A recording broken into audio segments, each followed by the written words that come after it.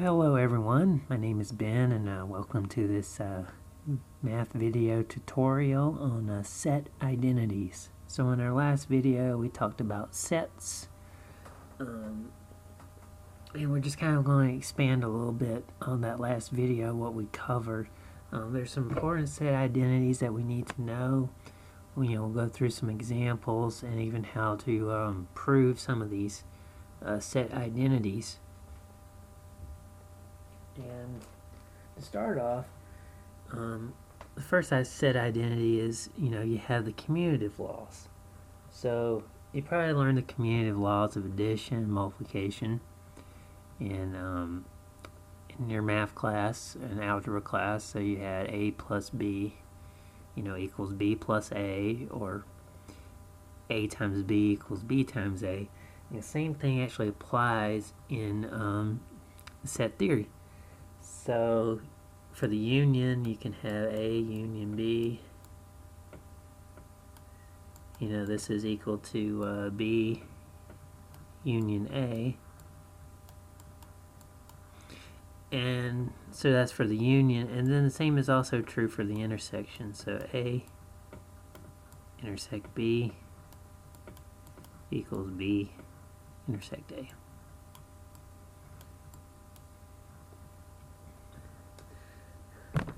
Okay, so that's pretty straightforward.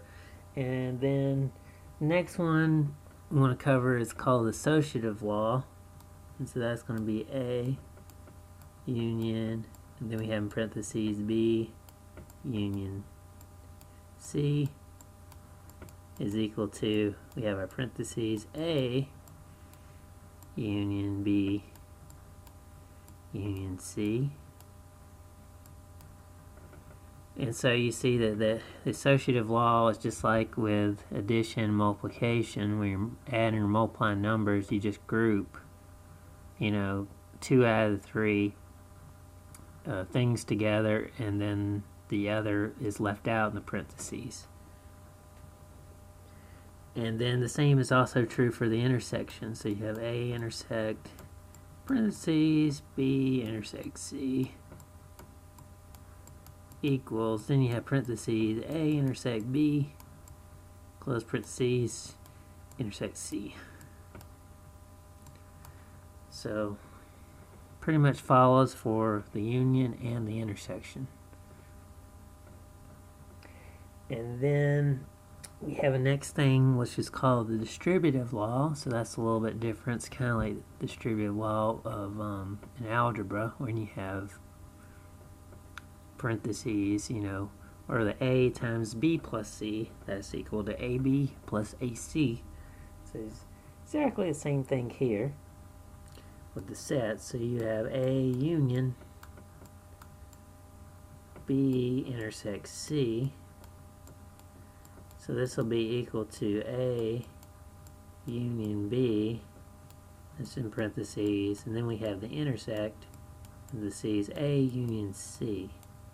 So we're basically just distributing the set A to the B and the C and applying the union for each of those, and then there's an intersection in between. So basically the operation that comes in here inside the parentheses gets put right here.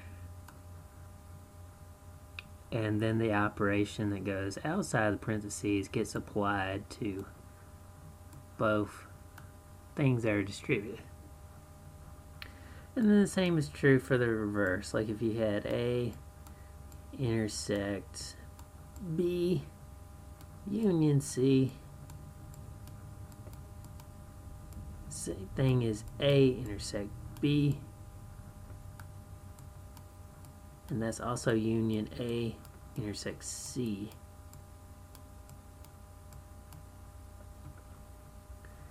So that also works there as well.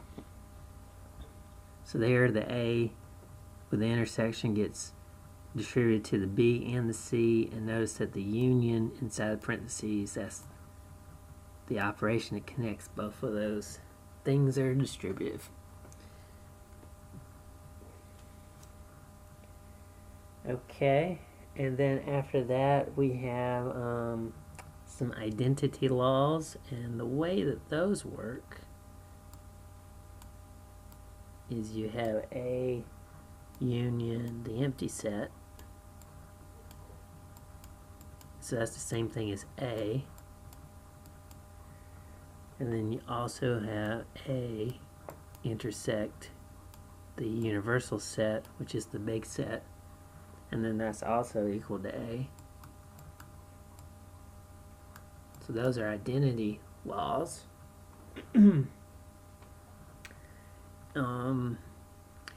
Then we also have something called the De Morgan's laws. And that's where you have A union B, parentheses, the complement of A union B. And then that's going to be equal to the complement of A intersect complement of B. And then we'll also have the intersection as well. So if you have A intersect B, that complement, it's just going to be the reverse operation. We're just going to have A complement, but this time we'll have the union and then B complement.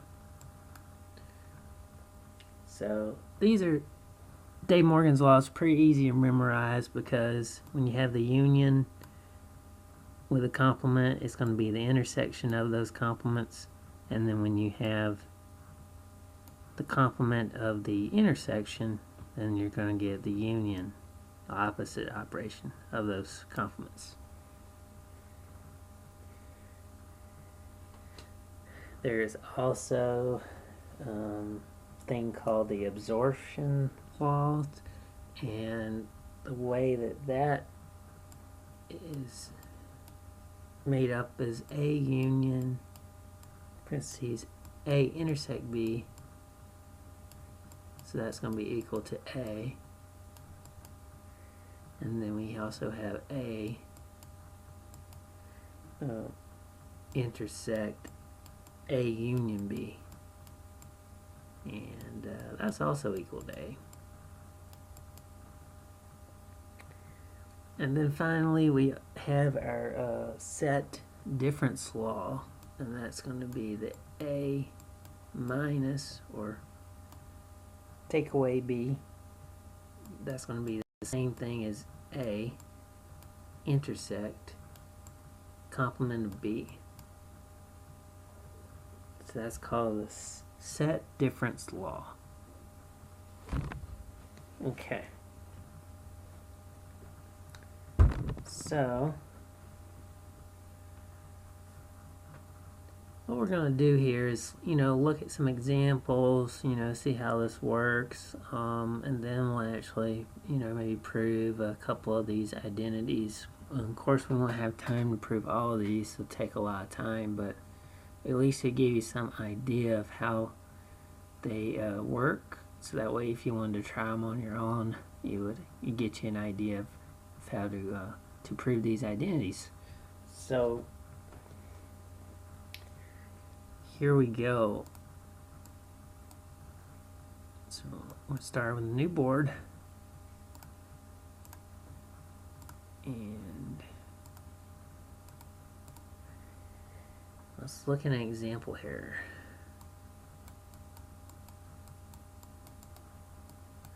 So we're going to let A, equal,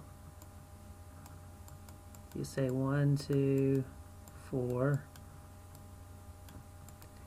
and then we'll have B is equal to 2, 5, 6, and C is equal to, let's just say 1, 3, 3, 5. There we go. And we want to see that, just verify that we have A union B intersects C. We want to see that this equals A union B intersect A union C. So I want to see if this is true, which it should be, because this is an identity, and we just want to show with the elements that we have here in these sets that that's true. So the first thing we're going to do is work on the left side here. And then once we do that, we'll work on the right side and show that those two expressions are equal. So let's find B intersects C first. So B intersects C, we're going to find out what's in common with the sets B and C. And it looks like the element 5 is in common, the only thing. So we know that that's set contain 5. And then if we want to find A union B intersect C, that's just going to be the set 1, 2, 4 with A union with 5. And then that's going to give us 1, 2, 4, and 5. So that's our result for the left side of the equation. We get 1, 2, 4, 5. And now, let's say we want to find the right side of the equation. We have A union B and A union C. So let's find each of those. So we'll just write here, this is left-hand side, LHS.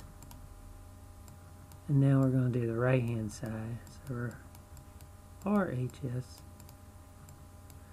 And so we're going to have A union B. So we're union, so we're just going to bring them all together. So we'll have 1, 2, 4, 5, and 6. And then we'll also find A union C.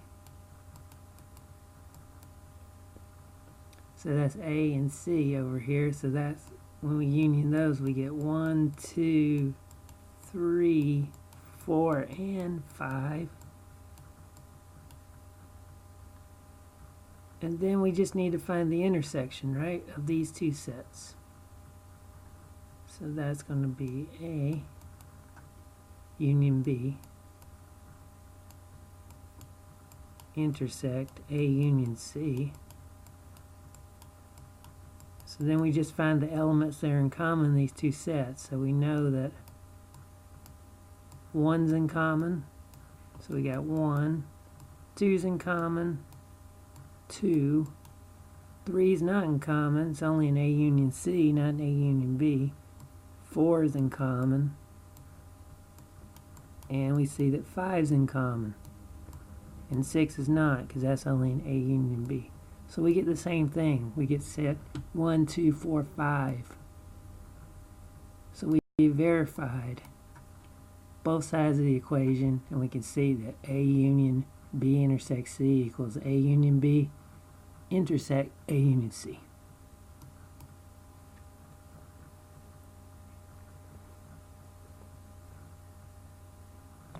Okay, so what we're going to do now is do another example.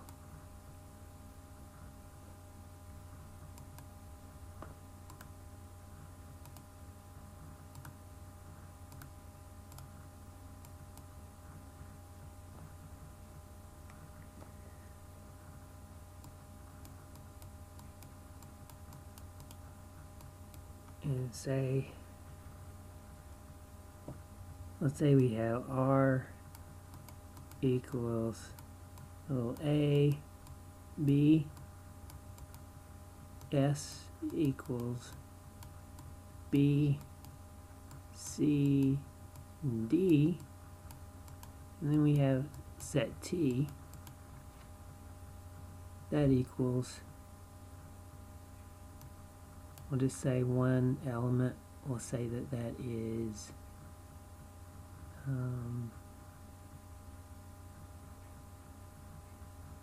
E.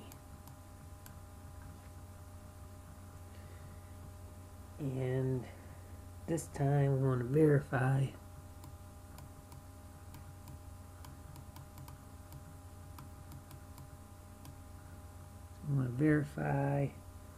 that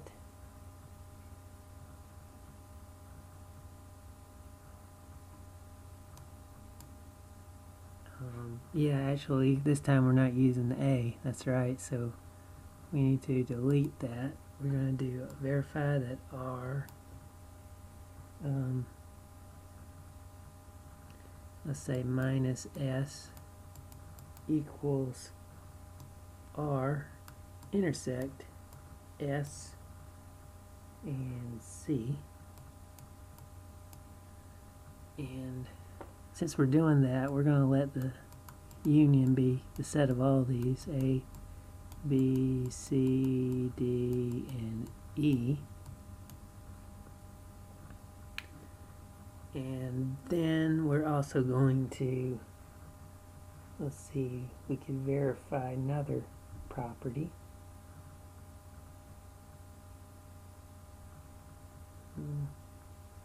Let's do S intersect T, and then the complement of that, and let's say that that is equal to S complement union T complement.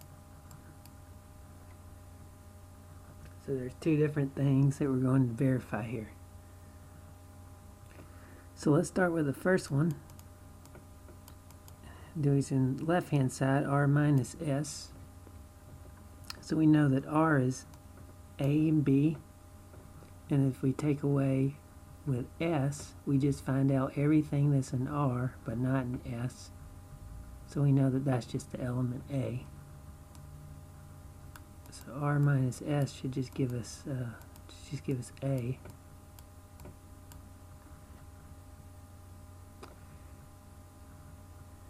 And then we know we gotta find on the right hand side. So that's left hand side. So the right hand side, you have R intersect S complement. So let's find what S complement is, and then we'll just intersect that with R. So that's basically the union, and then minus S. Or sorry, the universal set U, not to confuse that with union, and then minus S. So we have A, B, C, D, and E. So it looks like everything in the union, but it's not in S, looks like B, C, D is included. Looks like A and E are the only ones. So we have A and E.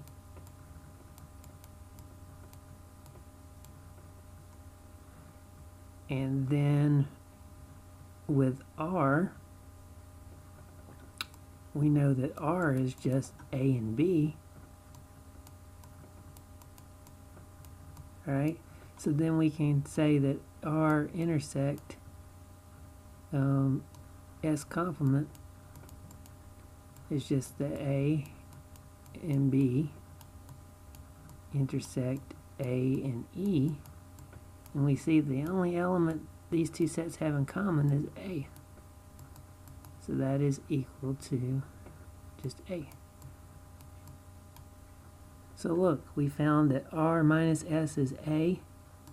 And we found that S complement, or R intersect S complement, is also A. So we verified that this equation is true with that example.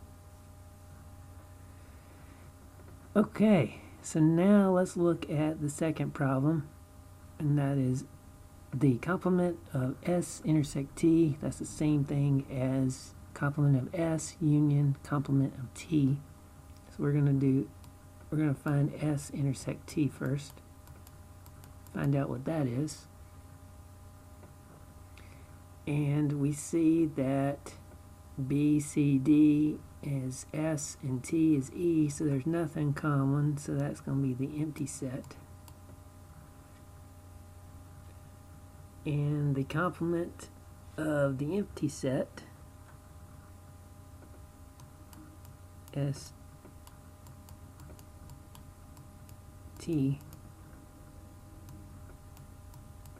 what is the complement of the empty set? So that's U and not the empty set. So that's basically just U. Right, so that's basically A, B, C, D, E. So we'll just write that down as U.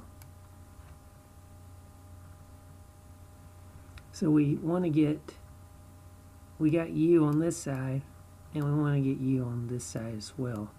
So we do, we'll find our S complement,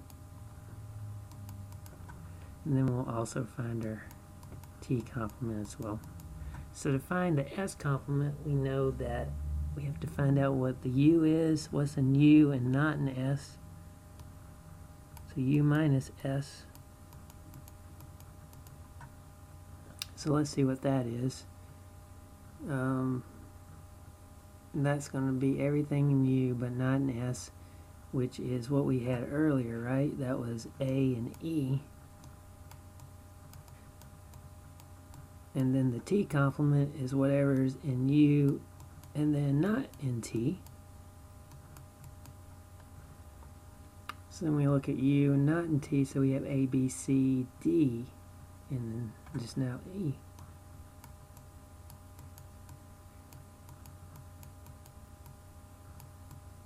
Right? So then if we union these together, we're going to get S complement union and T complement, and we're going to get AE union A, B, C, and D. So that's the same thing as A, B, C, D, E. But what is A, B, C, and D? That's the union, right? That's U. Universal set, so U. So we see that we got U on the left side, and we also got U on the right side. That was the left-hand side, and that was the right-hand side. So both sides are equal. So then we verified the second equation with this example. Okay. So the next thing we're going to do is look at a set identity, and we're going to see how to prove one of those statements.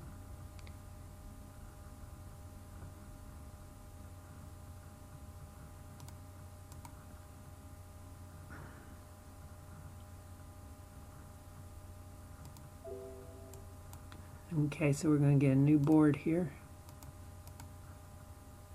and so we'll call this proving set identities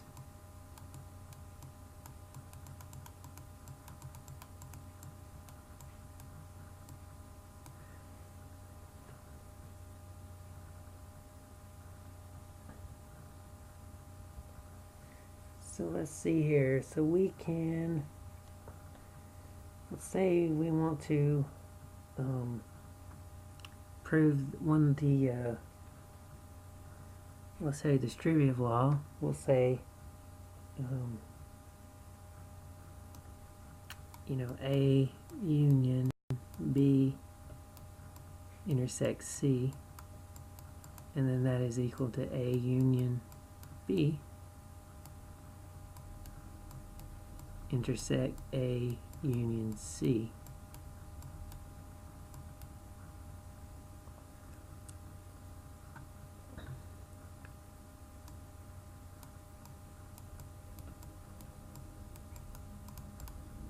So the way we can prove this statement is we need to show that this set here is a subset of this set.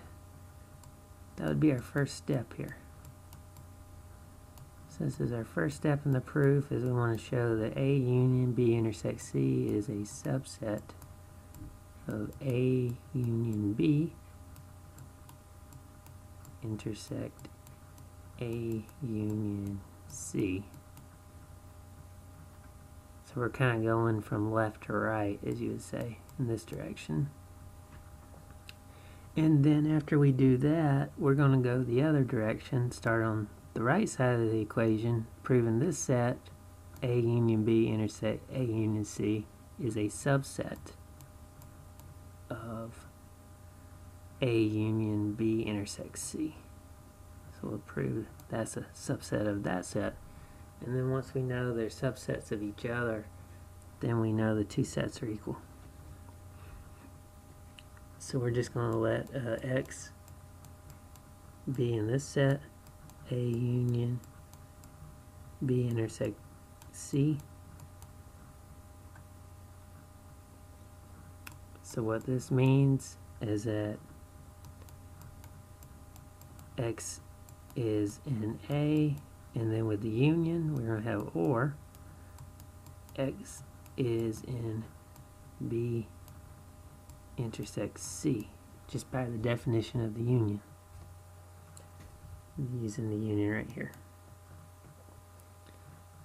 So we have a case to consider here. Since we have X is in A or X is in B intersects C. So the first case would be X is in A. So if that is true, we can see that X has to be also in A union B, and X also has to be in A union C as well, because if it's in A, it's in either of those sets in the union. And so that means that X has to be in A union B, and since this is and, we use the intersection, intersect A union C. So that takes care of the first case if X is in A. Now if X is in this second case, B intersects C,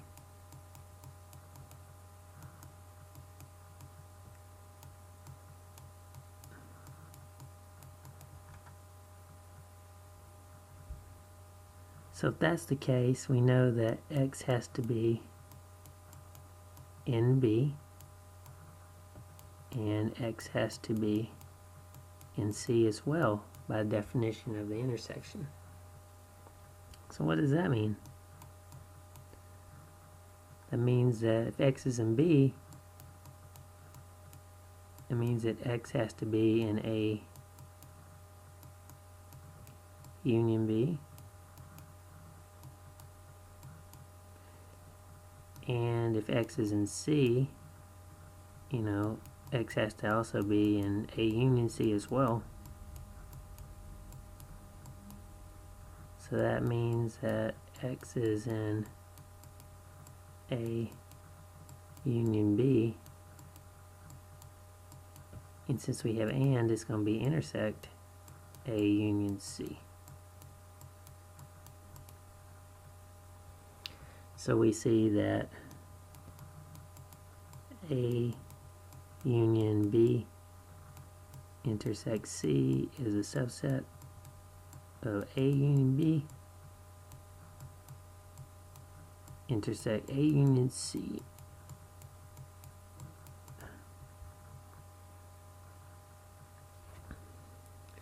Okay, so we took care of the first direction, proved that first set's a subset of the other, and now we got to go the other way, backwards. Go the other way. So we have to prove that A union B intersect A union C is a subset of A union B intersect C.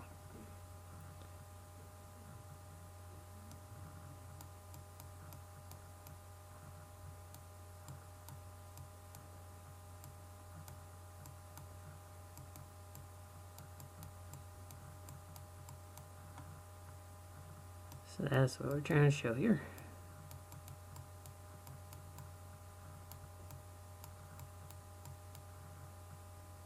So we're going to start out with X is in A union B intersect A union C. So now we have, X is in A union B, and we also have X is in A union C. So here's one case we consider. We're going to suppose that X is in A. If X is in A, what does that mean?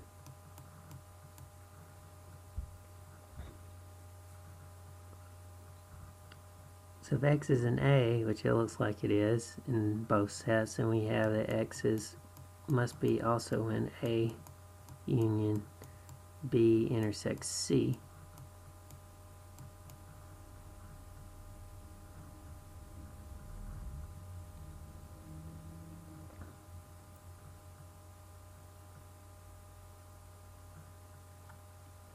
And then what about if we have X is not in A? Then we see that X is in B, and we also see that X is also in C as well.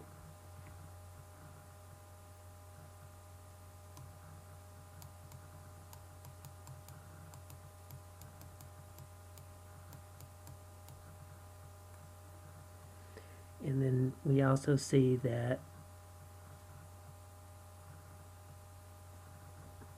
X is in the intersection, right, of B intersects C, since it's both in A and C.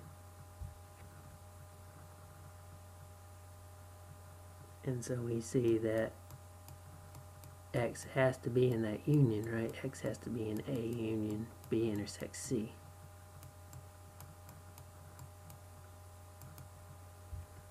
So in either case, if either X is in A or X is not in A, we see that X has to be in that set, right?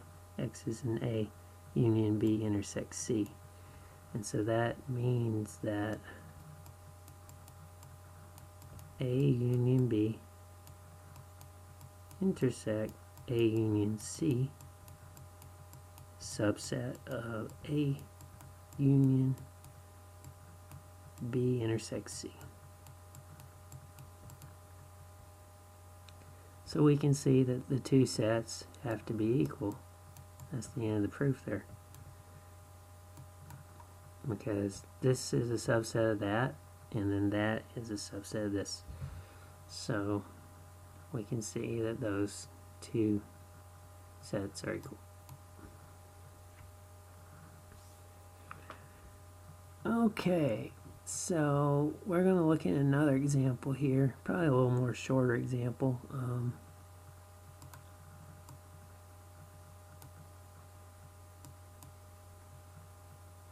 To see how this works.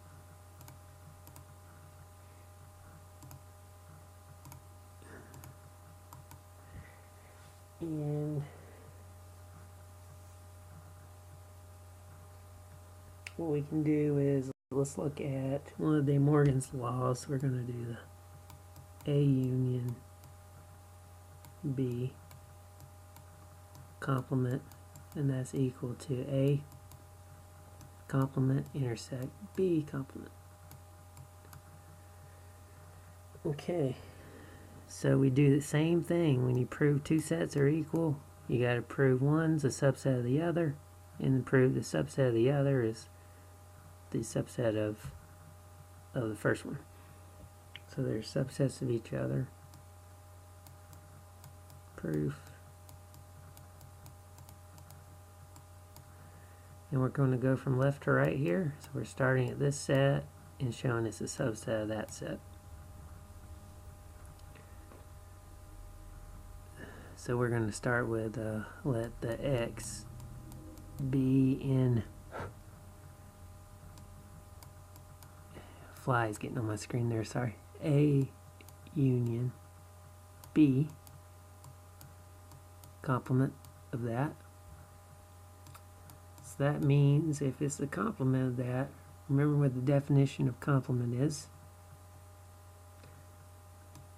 X has to be in the set U, and then minus, or you could do backslash, one or the other. And then of course X is not in the union. So that just means that X is in U and X is, we're going to say not in A union B.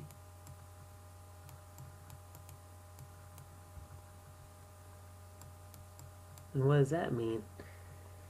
That means, if you remember the negation of the or, if we're going back to our statement, P or Q, let's go back to here. We knew that that's equivalent to not P and not Q.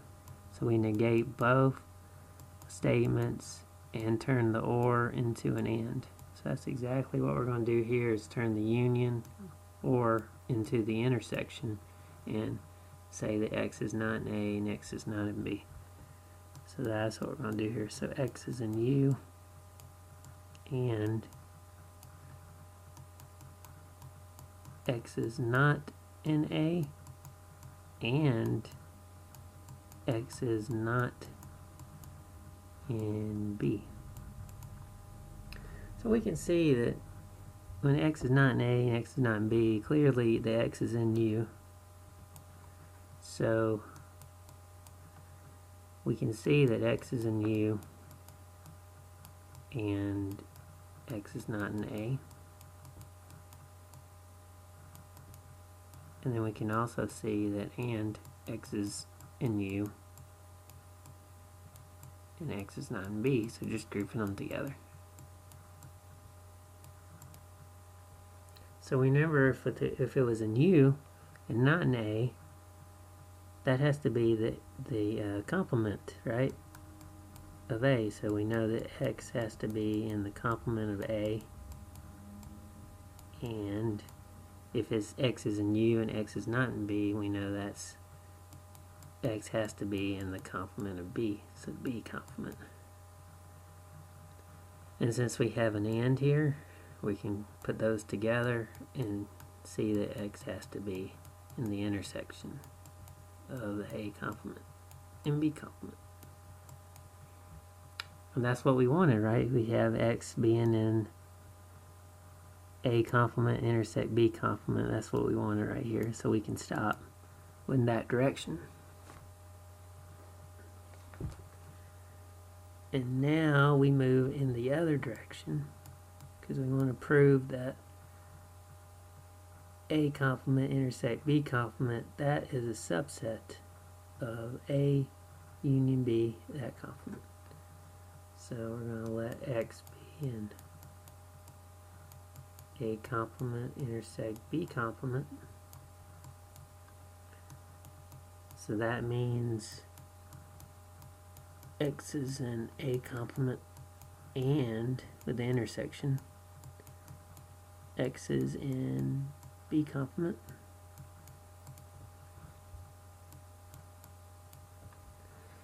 Okay, so after that, with X is in A complement, X is in B complement, we know the definition of that. That means they're in the set U and not in their set. So for A complement, that means X is in U and X is not in A.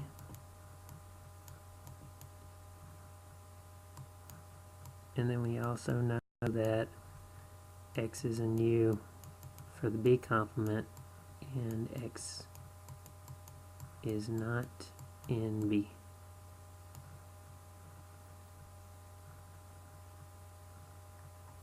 So clearly X is in U for either case here. And so we can say X is in U, and then we can say and X is what can we say? Not in A or B, because remember, we're doing the reverse, so A union B. So if X is not in A and X is not in B, that means X can't be in the union. Just going back to our, remember our P or Q, not, that was not P and not Q. So basically we're going from this form to that form, bringing it all together in one piece, just like right here. And then since that is true, we can see that since X is in U and X is not in their union, that means what? That X has to be in the complement, right? X has to be, since it's in U and not in the intersection, has to be an A union B complement, or the complement of A union B. And so we showed that A complement intersect B complement is a subset of A union B complements. So we did it the other direction, and since we show that one subset or one set is a subset of the other set and vice versa, and we can see that two sets are equal. Okay, so that kind of gives you an idea, you know, how to prove set identities.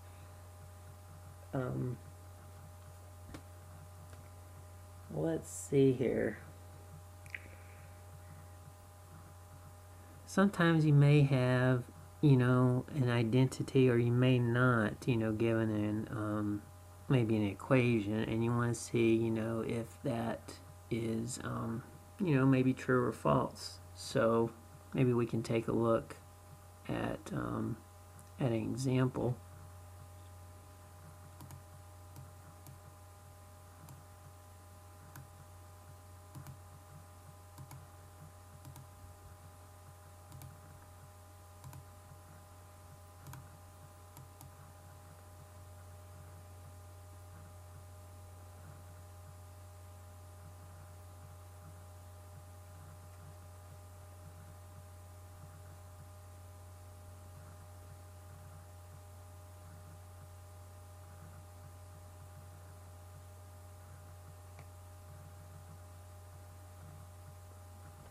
So let's see if we can get an example here.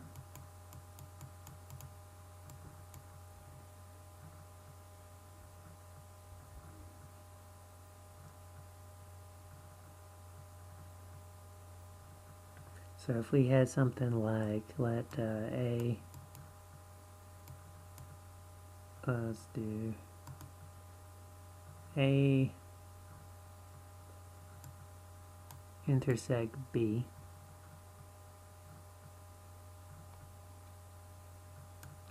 complement, and, you know, just say that that is going to be equal to, let's say, A union B. So that is an equation. We don't know if it's true or false. They're just going to say, maybe just say prove or disprove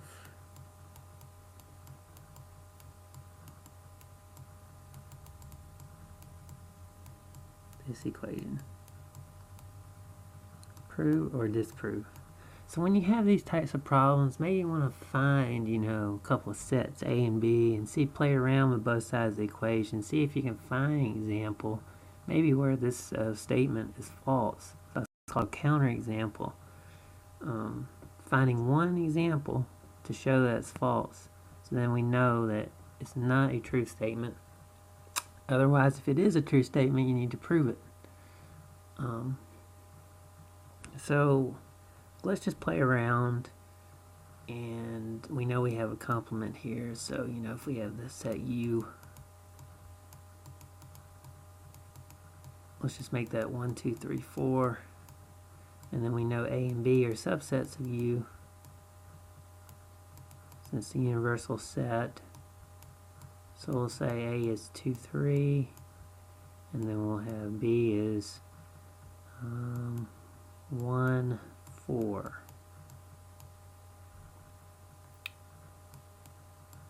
Okay, so we're going to find out what the left-hand side is, just doing this.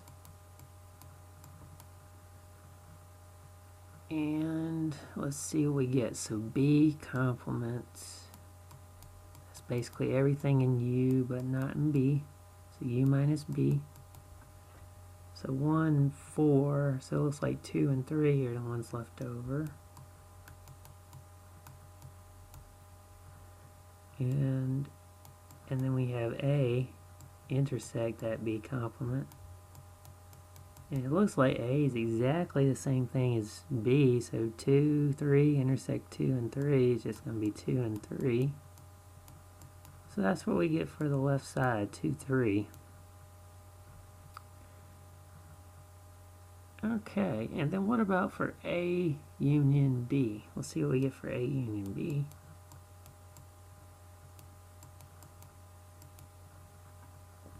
So for A union B, we get, well, A is 2 and 3, B is 1, 4, so it looks like we get 1, 2, 3, 4. So 1, 2, 3, 4, that's not the same thing as 2 and 3, right? So that was on the right hand side. So we can see that this example kind of disproves that statement, shows that it's false. So we can see that A intersect B complement is not equal to A union B. And we just use one example, that counterexample, right here to show that that is false. Now, if you try an example and it doesn't work, if it is true, that doesn't mean, it's not false. There might be another example that you can find, because all it takes is one example to find that it's false. And just because you may have a lot of examples that are true, that are tested out to be true, doesn't mean the statement is true. There still could be that one example to prove it's false. So you need to be careful with those and with the prove or disprove. But always try to look for that one example to see if it could be false. That would probably be the best way to go.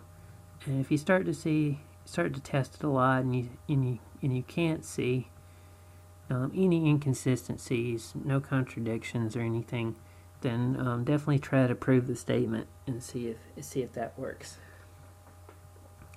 Okay, so we're going to end the video right there, and this has been, I want to thank you for watching this video on set identities, and please stay tuned for more videos on the math channel, and we'll see you next time. Take care. Bye-bye.